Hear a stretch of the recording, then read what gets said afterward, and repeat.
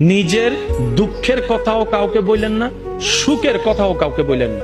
কথাটা একটু শুনতে আপনার কাছে অন্যরকম লাগলেও একটু ভিতরে গেলে আপনি নিজেই বুঝতে পারবেন।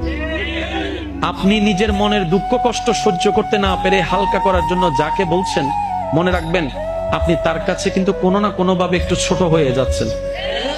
এমনও হতে পারে আপনার দুঃখের সে কথাগুলা আপনার সামনে অভিনয় করে যে আপনাকে বুঝ দিয়েছে, সে পিছনে আপনার সেই দুঃখের কথা নিয়ে হাসি ঠাট্টা করতেও দ্বিধাবোধ করে না, এমন অনেক মানুষ আছে।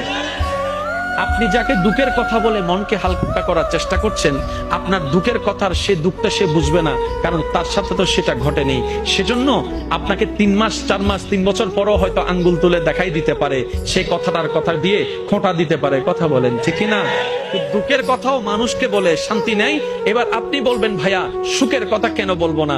আমি বলি কি ভাই, দুঃখের কথা শোনালে যেরকম মানুষ দাম দেয় না, সুখের কথা শোনালে মানুষ বদনজর লাগাইয়া সেটাও নষ্ট করে দেয়।